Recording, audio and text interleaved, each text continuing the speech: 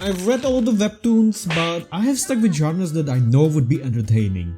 The usual stuff, power fantasy, martial arts and cultured stuff. Lately though, I had this feeling in my heart, a hole that only one genre could fill, comedy. I always gravitated to comedy shows, movies or anime. Laughing would distract me from my depressive state of mind. After searching far and wide in the world of webtoons, that's a hyperbole, it was just me sitting on a toilet while browsing Reddit, a post popped up. My journey comes to an end. I found it, the webtoon that could fill the hole. Love advice from the great Gigguk of Hell.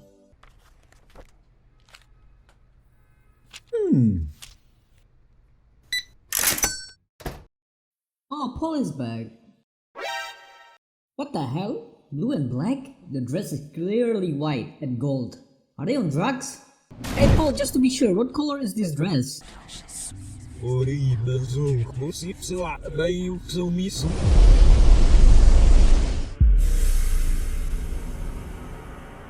Oh shit!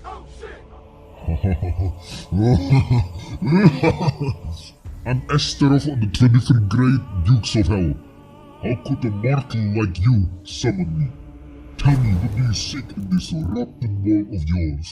Well, there's this girl I like. I want to ask her out, but I don't know how much about this stuff, so I thought with your help, I can find the strength to ask her out. So, will you help me? What? Our main character's name is Paul. Paul has a crush on a girl called Elena. He really wants to ask her out, but doesn't have the balls to do it. He summons a demon, the great Duke of Hell, Astaroth, who will try to help him with the task. At first, Astaroth is a little bit surprised by the fact that a mere human is able to summon him. Astaroth tells him that with the powers that you now possess, you could absolutely do anything with it. Paul doesn't listen to him. I'm good, I just want to ask this girl out. Oh poor demon, he doesn't know the willingness of a teenage boy to do anything to just get some booty. Astaroth does end up going along with the plan, because he's chill as fuck. And the fact that in 6 days, he's going to claim Paul's soul as an exchange for his services. What a great start to a webtoon. The premise is strangely unique in order for you to continue reading.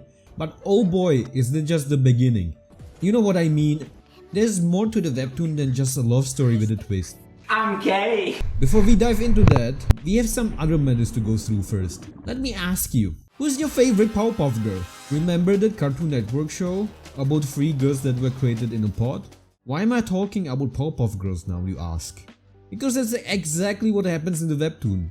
The plot goes along, then out of the sudden, we get interrupted by these guys that have a full-on argument on who the fuck the best Powerpuff Girl is. This will not change. We have to quickly locate. Sir, if I may, I believe there are even more pressing issues to discuss.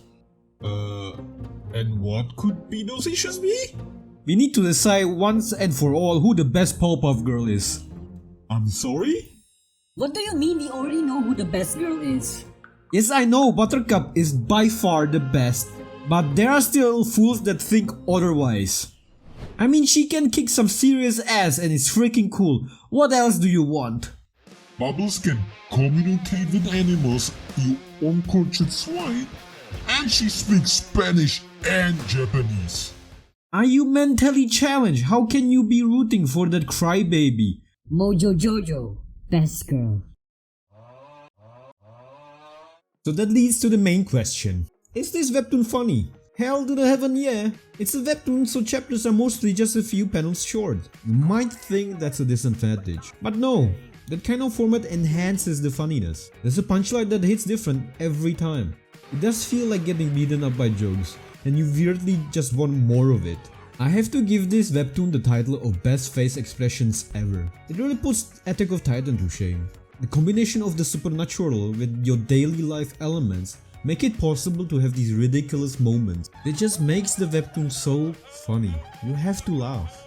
The closest thing I could compare it to is an anime called Hinamatsuri. If you love that show, then you will definitely like this webtoon. It's the same recipe, supernatural elements combined with slice of life. Okay, the webtoon is funny, but what about the story? You can't have just random jokes spewing out without a coherent narrative. At this point you take everything in that word at face value. Events happen because they just happen, right? Not really.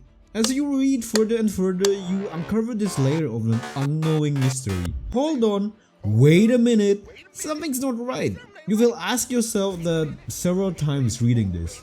Underneath the comedy lies this well thought story. Every detail matters. Every character you get introduced to has a role in the overarching plot and are at the same time connected to each other. How is he able to summon a demon? Why does he have such an affinity to satanic stuff? His dad was totally unfazed when he saw Astaroth. Is he hiding something? His sister finds out that she has powerful superpowers that only activate when she farts. What is this family? There's a secret organization called the Holy Order that is aware of the supernatural and are enemies to the cult, the Sons of Baphomet, that worship demons. Should I be worried about Paul? No, they're filled with a bunch of morons that argue about bullshit. Or should I, because Elena is a two-faced bitch and actually works for the Holy Order? What about this guy? Yes, he has a fish on his head. He seems kinda sussy. Why is Astaroth so hot in a human form? Fuck me. Why is Paul getting so much out of his way to get Elena? He's so obsessed with her. Did Astaroth find out the reason? Is that why he didn't claim Paul's soul after the 6 days expired? Is anything real?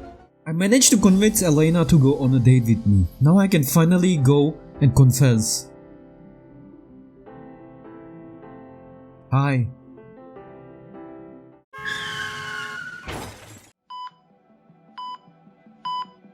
Elena?